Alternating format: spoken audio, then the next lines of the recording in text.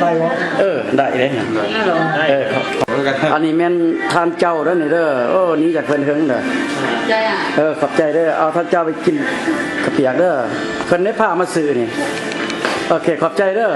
บัดมื้ออื่นตอนแรกจื้อว่าวันเสาร์ไปบ้านทักแกนาเด้อบอกมันมาหาที่ข่อยไปแห้งหมัก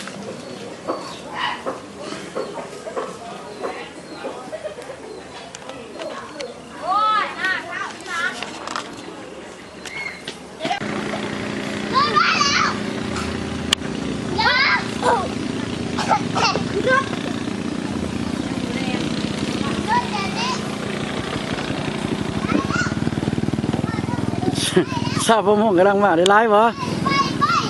ได้ไลฟ์บ่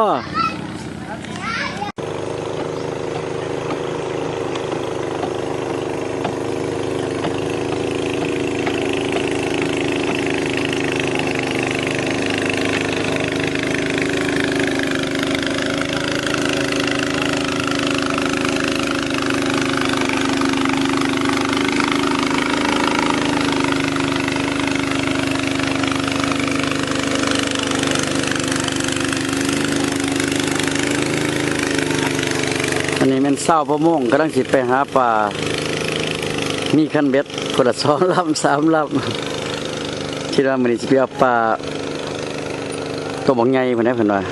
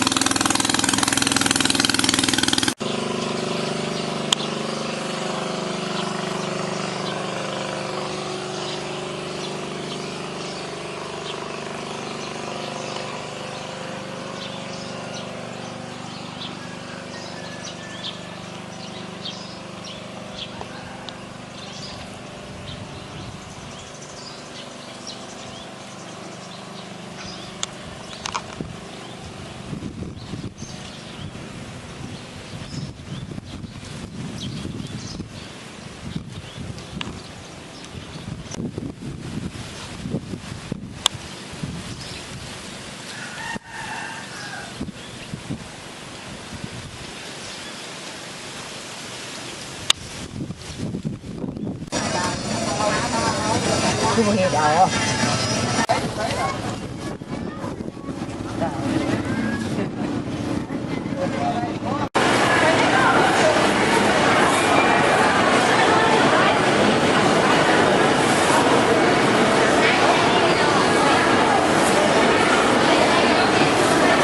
อันนี้แม่นนั่งไปแย่แล้วกำลังขาย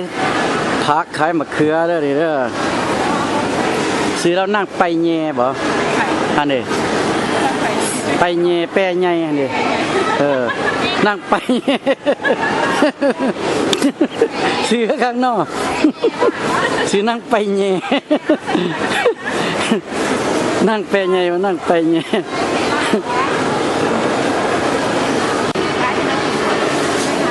ทายเอาแต่นั่งไปแย่ได้มื้อนี้2 เทื่อละทายเอานั่งไปแย่นี่เสียวนั่งไปแย่ไปแล้วนี่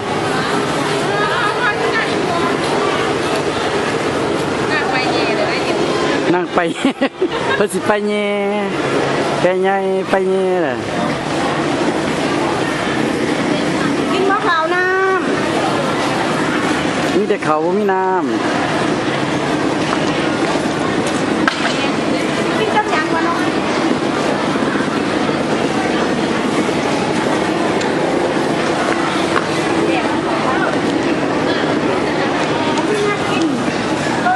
เดี๋ยวโมงสิมื้ออาหารโอเคเอาอันนั่งไปแย่เลยเด้อซื้อเพชรล่าว่าซื้อแท้ฮะซื้อไปแย่ซื้อไปแย่ซื้อมวนเนาะซื้อเพชรล่ามวนให้เนาะ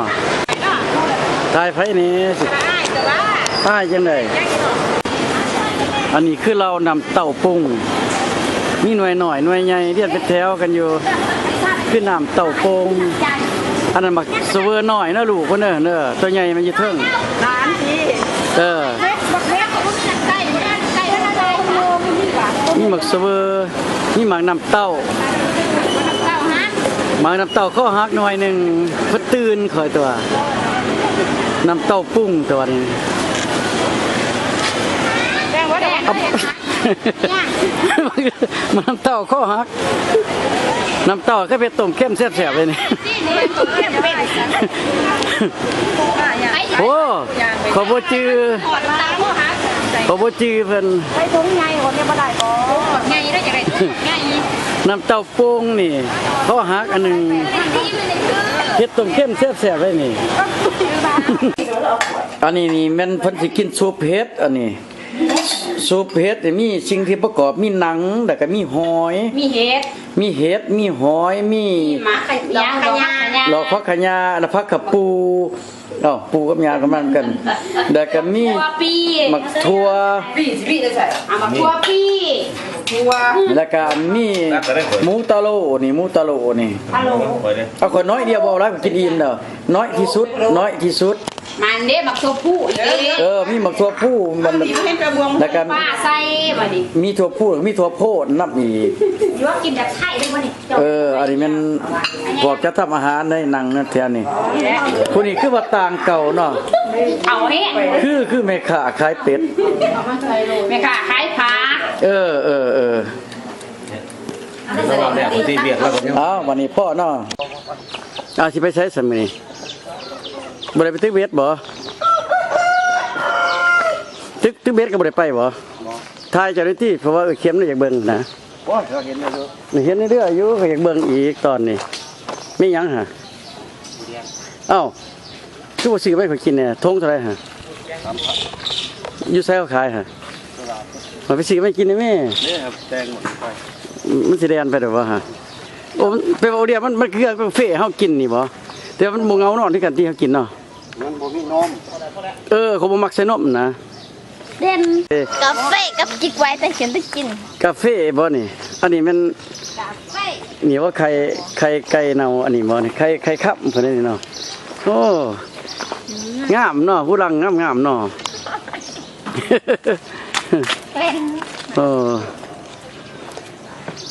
ร้านลูกสาวหลาได้นี่เนาะลูกสาวหลาใครครับผู้บ่าวได้หลายหมักเนาะผู้บ่าวหลายเพิ่นงามผู้บ่าวหมักหลายเด้อเนาะ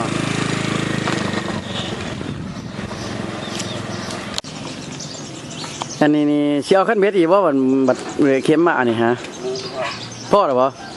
มันเป็นหยังฮะมันหลายหรอบ่ นอนต้องมันพอแล้ว พ่อแล้วเนาะเดี๋ยวจะเอาข้าวมึงใหญ่เอาไฟได้ขั้นสีขาวหั่นจ้ะจะต่อหรอบ่มันได้อีบ่ฮะ พอแล้ว แต่ว่าจะลองตื้อว่ามันได้อีบ่ซื้อหัวแดงบ่นี่ใส่คือหัวแดงคือหัวดำนี่อันนี้จานเปอร์วะนี่จะได้จะมาซื้อจานเปอร์ฮะ จ้ะ แม่นบ่ แม่นโคหาคู่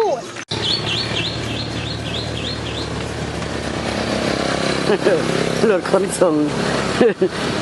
อันนี้เมียเท่าไซอันนี้เนาะเมียเท่าไซขายกล้วยจีอันจันนะอันแหล่เนาะขายกล้วยจีเรียกว่าขายจีกล้วยกะแม่น เกาไว้ก่อน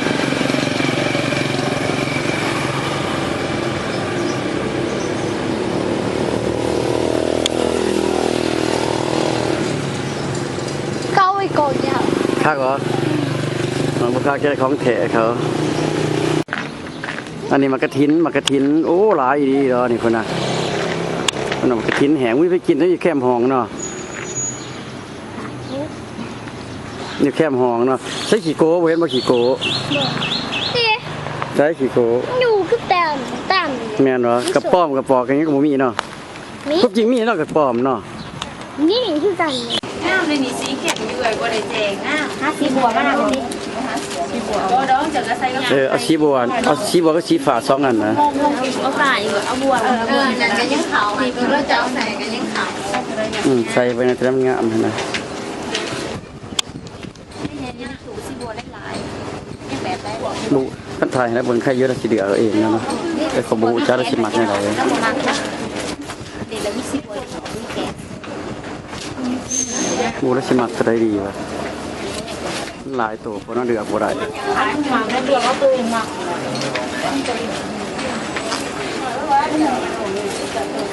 นี่เด็กก็ไปลอง เห็นมีขาขี้ทีนี่มาทนา คนนี้คนพันหนึ่งเด้อพาทาย ซ้อมก็ได้บ่ขี้ทีแล้ว คนเครื่องอ่ะเลย น่ะแล้วใจดีๆบัดนี้เห็นว่า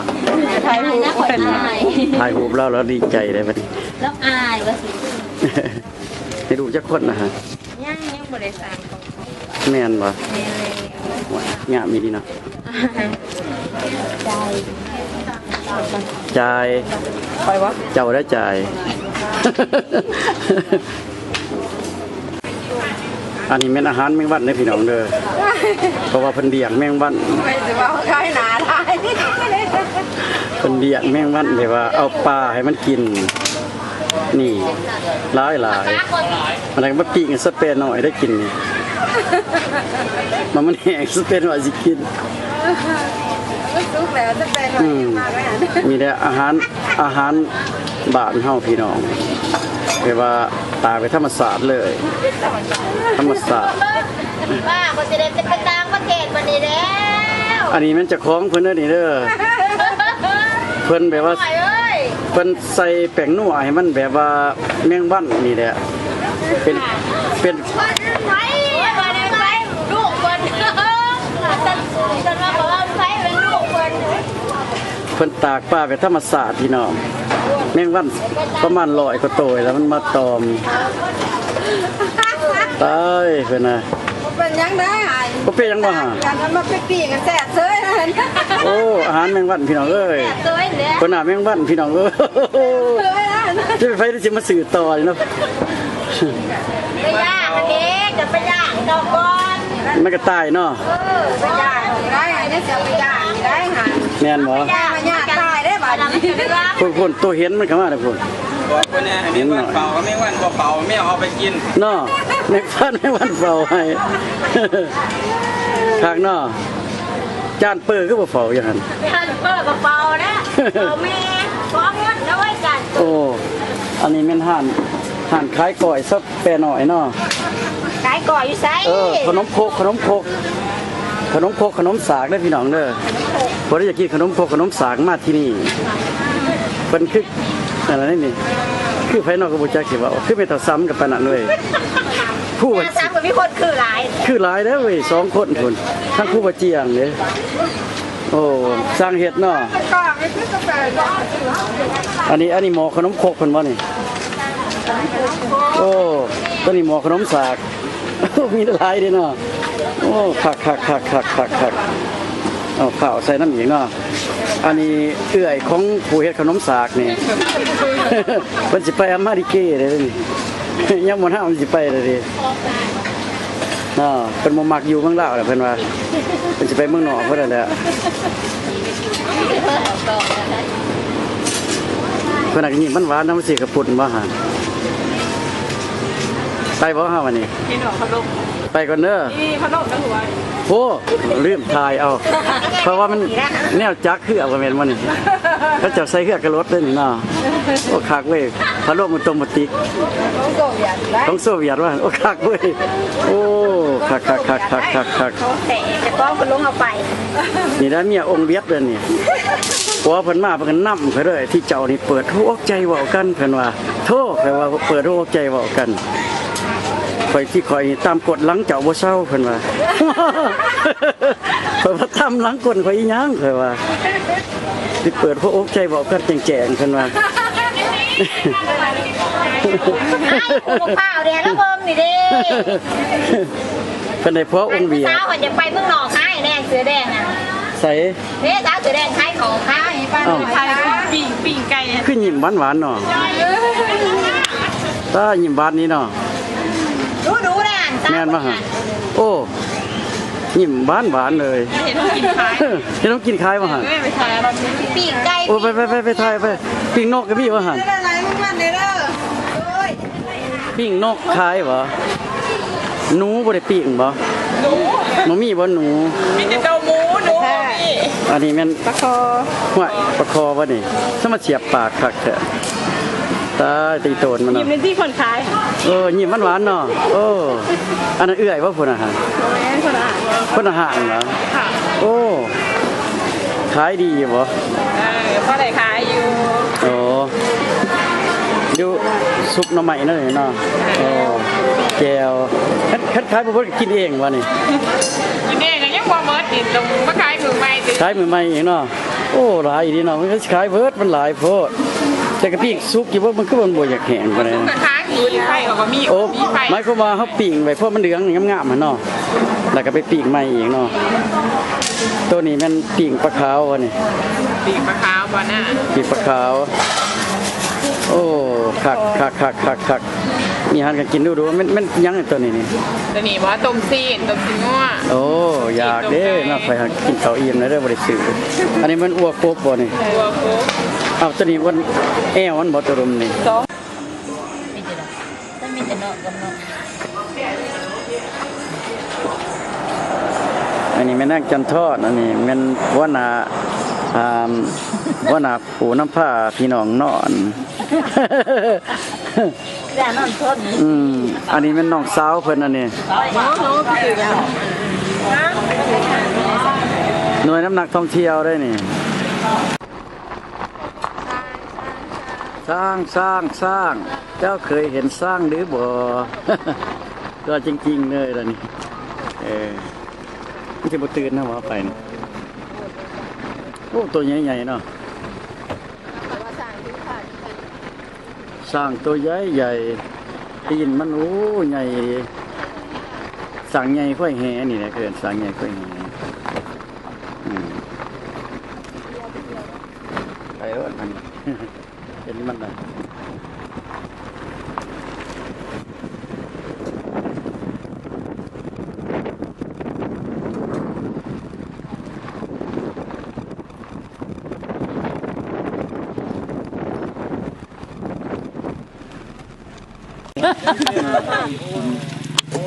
บ่ได้ซื้อที่โรงมาจักแล้วได้บ่เขาสิซื้อ มันบ่ปอกเปลือกเนาะยำโดดเนาะคักได้เว้ยแนวนี้ นี่ตัวนี้นะให้พี่ปู สร้างกินอ้อยกินสร้าง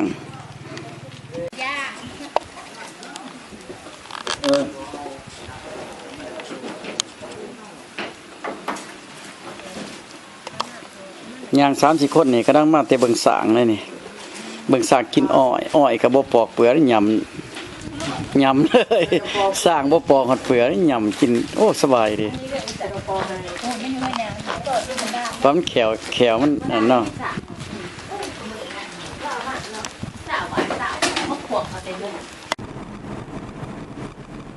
ได้ตอนก็สิเบิดเลย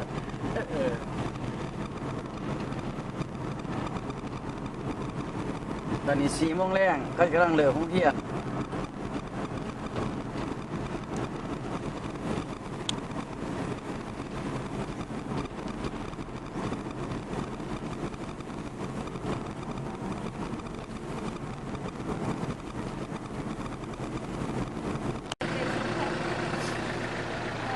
มันเก่าสะแพ้วเนาะ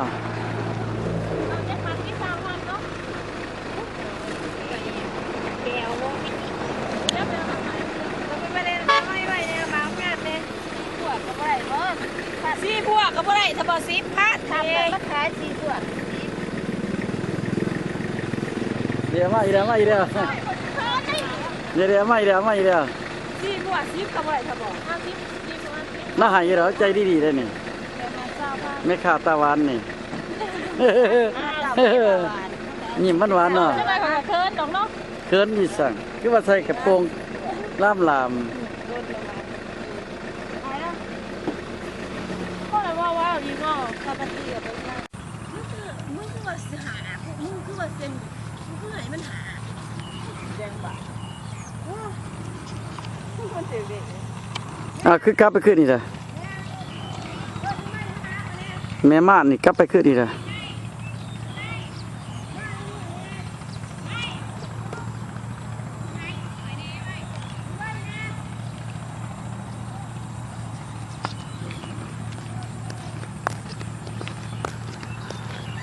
ตายแล้ว อันนี้แม่นวิธีสีเขาเปลือกอีหยังซะ พูดเขา วิธีฟาดเขาเนาะเคาะเขาเขาบ่ต้องใส่มือเคาะแต่ว่าเขาเอารถเคาะให้เนาะอันนี้มันวิธีเคาะเขาของมาวเรื่องหรือว่าเมืองลาวเนาะ นี่แหละเพราะว่ามันพ่นขี้เหงื่อ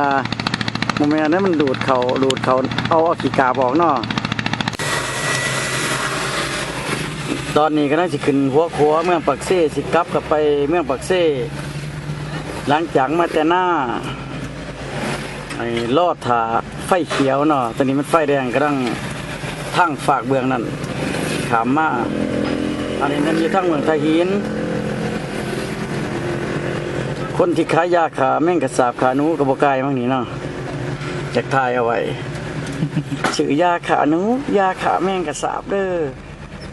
ตามมาเป็นไผ่ขายนี่สิแล้วเป็นที่มามูเก่านะแล้วก็เป็นที่มามูอีกนะไอ้นะอันนี้มันหันคล้ายอ้อยเนาะเบื้องตาดีมูเก่า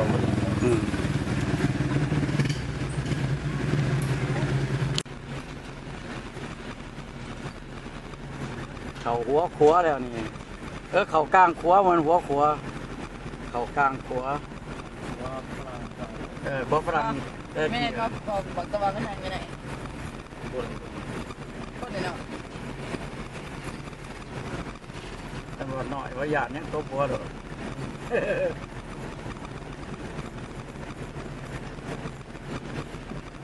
เราไปหาเจ้านายมันกูเอาเงินเองมันบ่ไปให้กูได้ดอกที่บ้านนี่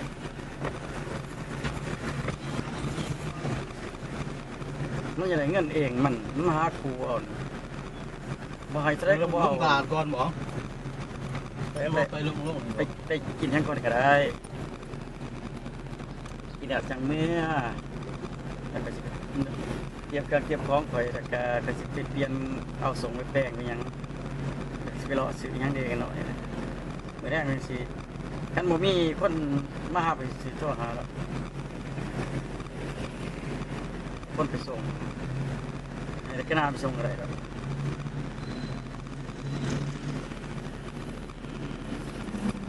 หอดใจเมื่อบักเซ่เด้อว่าอันนี้กายโรงแรมไปละโรงแรมยังสาระจำปานี่วัดหานไทยสังกะมีนี่ยังหมูทุเรียนสดได้บ่ได้กิน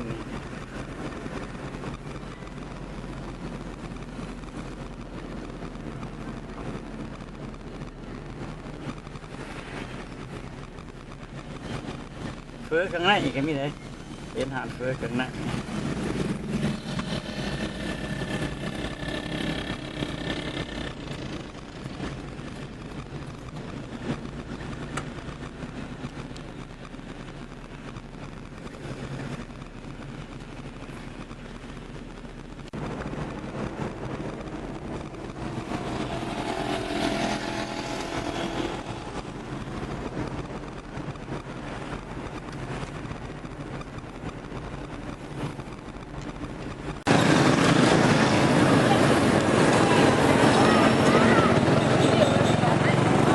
ที่รถทั้งแต่ละเครื่อง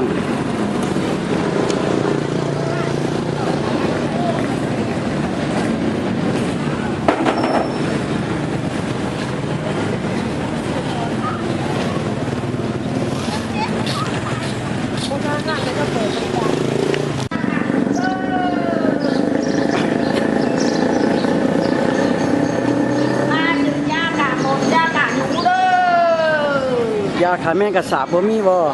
มีบ่ขาหนูกับหมดมีแต่หมดบ่เคยอะไรแม่งกระสาบบ่มีเนาะ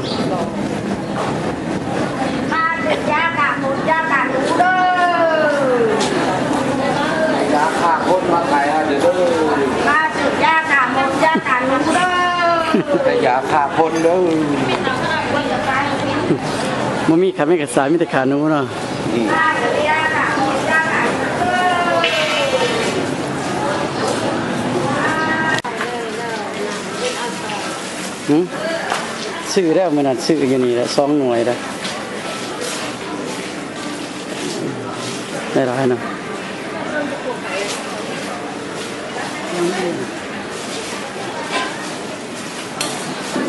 ตัวใหญ่อันเท่าไหร่ตัวใหญ่เอ้ยฮะ70กีบ น้อง70 บาท70,000 โอ้ก็70กีบ เราขนมเราได้ร้ายเลยปี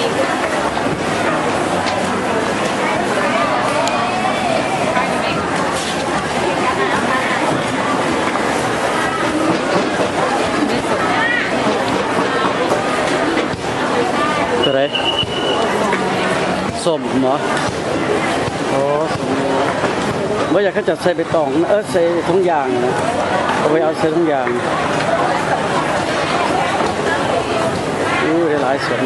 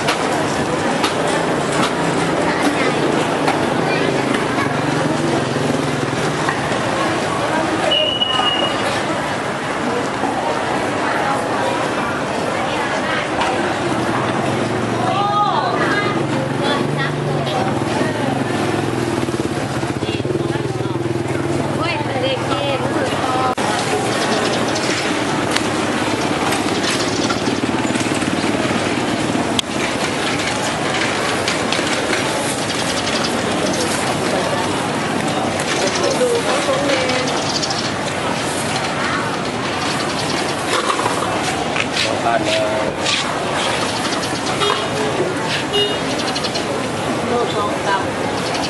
ฝนตกกันเลย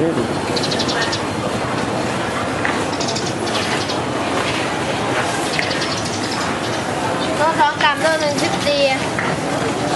โลนึง13เท่าไหร่ที่หา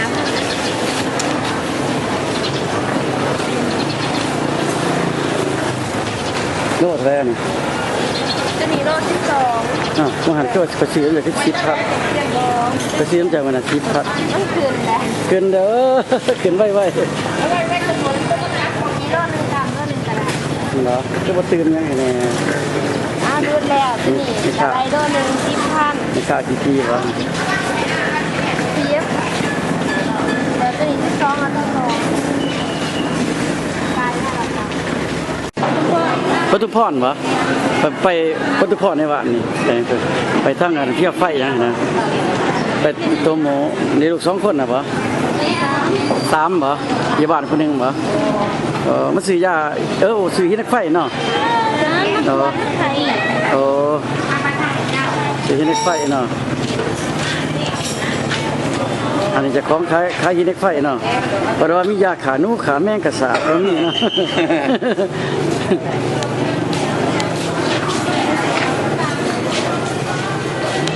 อย่าพาพวกมาขายให้เพราะมาจากอื่น ยาขาคนบ่มีเนาะมีแต่ขาแมงกระสาบขาหนูขาหมด คนท้องเนาะ